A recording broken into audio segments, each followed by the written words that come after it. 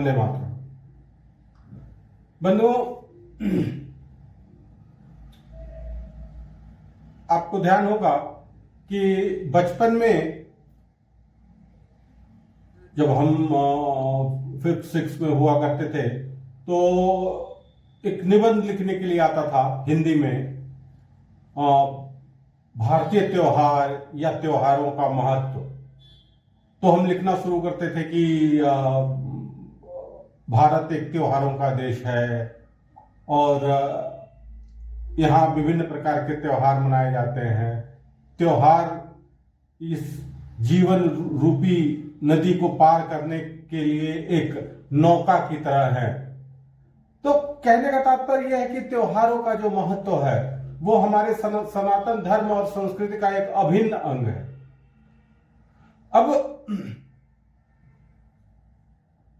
धर्म की जब हम बात करते हैं तो धर्म की बात करते हैं, क्योंकि अभी अगर हम बात करें तो रिलीजन हो गया या कौम हो गया, इन शब्दों का प्रयोग हम धर्म के स्थान पर करते हैं, जो कि न्याय संगत नहीं है, क्योंकि दोनों के अर्थ में भिन्नता पर्याप्त है, यानी कि पर्याप्त भिन्नता है।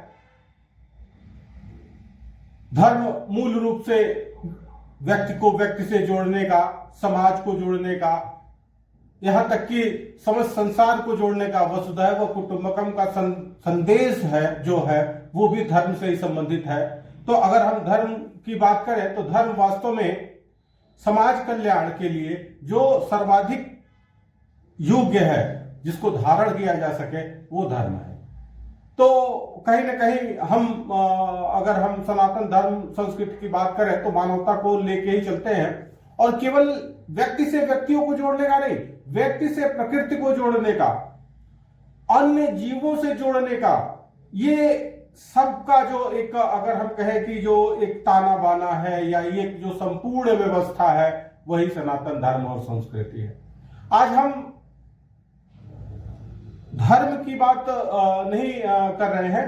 आज का हमारा विषय है त्योहार और महोत्सव, उत्सव। कई बार हमको लगता है कि दोनों एक ही प्रकार की चीजें हैं, लेकिन वास्तव में दोनों का एक जो महत्व है वो अलग है, या दोनों में पर्याप्त भेद है। दोनों अलग अलग चीजें हैं। चूंकि हम चीजों को एक कहते हैं कि शब्दों का उचित प्रयोग न करने की वजह से बहुत सारी चीजें एक में मिल जाती हैं।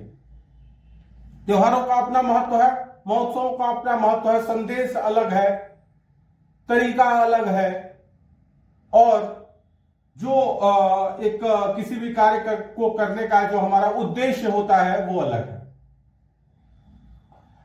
अगर हम त्योहारों की बात करें, भारतीय त्योहारों की बात करें, तो त्योहार मूल रूप से व्यक्ति को व्यक्ति से जोड़ने का कार्य करता है,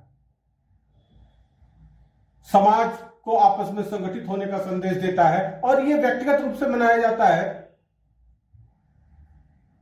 कभी कई त्योहार ऐसे हैं कि हम इंट्रोस्पेक्शन, हमारा आत्मचिंतन और मूल्यांकन करने का भी अवसर प्रदान करते हैं। त्योहारों को मनाने का एक निश्चित रीति नीति होता है, एक पैटर्न जो है, एक फिक्स सेट ऑफ पैटर्न होता है कि हाँ, इस त्योहार को ऐसे मनाया जाना है, इस त्योहार को ऐसे मनाया जाना है। लेकिन दूसरी तरफ जो महोत्सव होते हैं, जो उत्सव होते हैं, उनको मनाने का कोई पैटर्न नहीं होता है। हम उसको अपने हिसाब से, अपनी सुविधा अनुसार उसमें इम्प्रोवाइजेशन, उसमें बदलाव कर सकते हैं, उसको ज्यादा रुचिकर बना सकते हैं। वास्तव में हमको दोनों को अलग अलग समझकर, उनके महत्व को समझते हुए और समय समय पर उनका वर्णन करना चाहिए।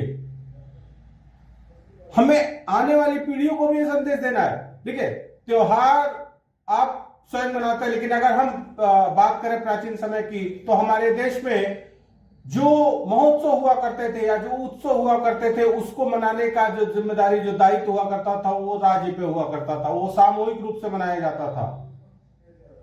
अभी हम अभी बात करें जैसे अपने देश में, चूंकि हमारी जो संस्कृति है, हमारी जो सभ्यता है, उसमें सबके लिए स्थान है। यहां तक कि हम नाग को भी पूजते हैं, सर्प को। अगर हम मूसक की बात करें, चूहा, गणेश, भगवान गणेश का वाहन मानते हैं, वो भी हमारे लिए पूज्य है। तीतर जिसमें शंकर जी विराजते हैं, गरुड़ जो भगवान विष्णु की सवारी है। इसी प्रकार भिन्न भिन्न प्रकार की पक्षियां हैं, उनका अपना अपना महत्व है।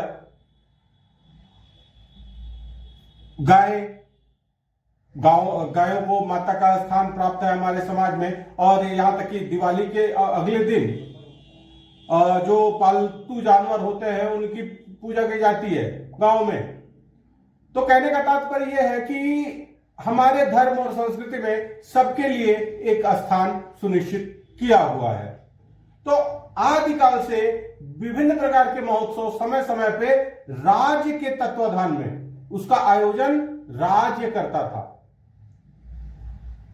अब वो धीरे धीरे कहीं ना कहीं या तो चीजें लुप्त होती जा रही हैं। जैसे नागपंचमी, हम बचपन की बात करें तो नागपंचमी के दिन हम लोग बहुत जोर आजमाइश किया करते थे। वो अपनी एक कहते हैं कि शक्ति प्रदर्शन का जो है समय माना जाता था। उसी प्रकार हम बात करें, कौमुदी महोत्सव मनाया जाता था जब पतझड़ की शुरुआत होती थी सर्दियों में, तो कौमुदी महोत्सव मनाया जाता था। और यह महोत्सव लोग अपने एक कहते हैं कि वेल्थ का जो है प्रदर्शन करते थे, अपने आर्थिक सामर्थ्य का। अभी जो हम बात करने जा रहे हैं, अभी आने वाला है जो हमारा बसंत उत्सव, बसंत पंचमी के दिन जिसकी शुरुआत होती है। और जो अपना त्योहार होली का त्योहार आता है वहां जाके समाप्त होती है। वास्तव में जो गुलाल होता है, गुलाल पहली बार बसंत पंचमी को ही उसका पूजन होता है और उस दिन से लेकर होली तक गुलाल का उपयोग किया जाता है। लेकिन अब चूंकि राजनीतिकरण इतना ज्यादा हो गया कि साल भर हम गुलाल का उपयोग करते हैं, जबकि अगर हम बचपन की बात करें तो गांव में अभी भी होली के अगले दिन गुलाल को नहीं छूना अच्छा नहीं माना जाता है। होली के दिन ही संध्या में बचे हुए गुलाल का विसर्जन कर दिया जाता है।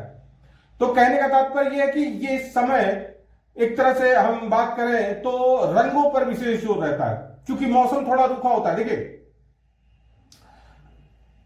हम बहुत सारे त्योहार जो है प्रकृति से, ये जो त्योहार है, चाहे कौमुदी महोत्सव हो या मकर संक्रांति हो या हम बात करें बसंत पंचमी की, तो ये तीनों त्योहार प्रकृति से संबंधित है। मानव और प्रकृति के बीच के संबंधों पे आधारित है ये तीनों महोत्सव। अगर हम कहें सही रूप से तो ये त्योहार नहीं बल्कि महोत्सव है जो मनुष्य और प्रकृति के बीच के संबंध पे आधारित है। इन महोत्सवों में भिन्नता आप देखेंगे कि इसमें क्षेत्रीय भिन्नता भी हो सकती है। अगर हम बात करें बसंत पंचमी का, हो सकता है कि उत्तरी भारत में इस पे ज्यादा जोर हो और दक्षिणी भारत में ना हो, क्योंकि मौसम जो सीजनल वेरिएशंस हैं, क्लाइमेटिक कंडीशंस हैं, उसकी वजह से भी ये परिवर्तन आपको देखने को मिल सकता है। ये दृष्टिगोचर भी होता है समय समय पर। ये रीजनल एक तरह से महोत्सव के रूप में मनाया जाता है जो प्रकृति से संबंधित महोत्सव है। कारण यह है कि जैसे अगर हम बात करें नॉर्थ इंडिया में ज्यादातर जो फॉरेस्ट हैं वो डेसिडुअस फॉरेस्ट हैं, हम कहें कि पतझड़ वाले वन। और जैसे जैसे हम इक्वेटर की तरफ बढ़ते जाएंगे वैसे वैसे हमको सदाबहार वन मिलेंगे। सदाबहार वन में कभी पत्ते नहीं झड़ते हैं, लेकिन जो पतझड़ वाले वन हैं उसमें पत्ते ऑटम सीजन में सारे पत्ते गिरने शुरू हो जाते हैं और बसंत पंचमी से माना जाता है कि फिर नए कोपले निकलने लगती हैं। तो वास्तव में हम प्रकृति को प्रकृति के साथ एक समायोजन बिठाते हुए हम उत्साह का माहौल बनाने के लिए, क्योंकि देखिए ये जो एक महीने का समय होता है बसंत पंचमी और होली तक का, ये इसमें जो हवाएं चलती है बड़ी रूखी हवाएं चलती है, मॉइस्ट होती हैं, तो एक तरह से बड़ा रूखापन रहता है मौसम में। तो इस मौसम में रंगों का बड़ा विशेष महत्व रहता है। ऐसे मौसम में भोजन का भी विशेष ध्यान रखना पड़ता है, खाने का मन नहीं होता है। ज्यादातर अगर बहुत ज्यादा रूखा मौसम रहता है, सामान्यतः दही के साथ लोग खाना पसंद करते हैं। भोजन में दोपहर का भोजन जो है बिना दही के नहीं खाते हैं। कारण यह है कि भोजन करने की भी इच्छा नहीं होती है मौसम के रूखेपन की वजह से। और इस मौसम में प्रकृति के साथ सामंजस्य बनाने के लिए ही इस प्रकार के महोत्सवों का आयोजन किया जाता रहा है कि एक रंगों का अगर हम समावेश जीवन में होगा तो उससे जीवन में कुछ उत्साह उत्पन्न होगा। जैसा कि हमने शुरू में कहा था कि ये जो जीवन रूपी नदी है, इसको पार करने के लिए त्योहार रूपी नौका की आवश्यकता पड़ती है, क्योंकि हम नीरस जीवन लेकर नहीं जी सकते और जीवन में उत्साह भरने के लिए हमको त्योहारों और उत्सवों की आवश्यकता पड़ती है। तो अभी हम कहें कि जैसे प्राचीन काल में जो ये वसंतोत्सव है, ये राज्य की निगरानी में या राज्य के तत्वाधान में हुआ करता था। ये स्टेट स्पॉन्सर्ड महोत्सव एक तरह से कह सकते हैं ये था। वर्तमान में भी चूंकि हमारे राजा प्रभु श्री राम आसन पे विराज रहे हैं, तो इस बार एक प्रयास हो कि इस महोत्सव को भी हम धूमधाम से मनाएं और आने वाली पीढ़ियों को ये संदेश दें कि प्रकृति का ये त्योहार कितना महत्वपूर्ण है और प्रकृति के साथ सामंजस्य बिठाने में जो आनंद है वो प्रकृति का दोहन करने में नहीं है।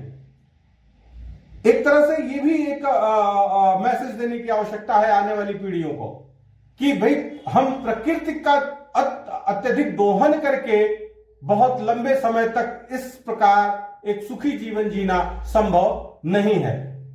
यदि हम पर्यावरण के साथ, प्रकृति के साथ एक सामंजस्य बिठा के चलेंगे, कहते हैं गिव एंड टेक का रिलेशन, हम उस प्रकृति को कुछ देंगे तो प्रकृति हमारा भरण पोषण करेगी। तो हमें क्या भाई, हम उसका एक जो उपयोग है, एक बौद्धिक उपयोग करें, जितना आवश्यक है उतना ही प्रकृति से लें, आवश्यकता अनुसार लें, तो ये हमारे हित में होगा। क्योंकि अंततः प्रकृति में विकार हमारे लिए कभी भी अगर हम कहें उचित नहीं माना जा सकता है। तो अभी 14 तारीख को वसंत पंचमी है और हमारा विचार है, चूंकि हम खुद इस पे विचार कर रहे हैं कि एक महोत्सव का आयोजन किया जाए जिसमें बच्चों को भागीदार बनाया जाए, बुजुर्गों को भागीदार बनाया जाए और रंगों के महत्व को समझा और समझाया जाए, ताकि इस रूखे मौसम को भी हम एक कह सकते हैं कि सुंदर बनाया जा सके। आज के लिए इतना ही। आप हमारी बात पे अपना एक चिंतन अवश्य करें। बाकी जल्द ही फिर मिलेंगे, तब तक के लिए धन्यवाद।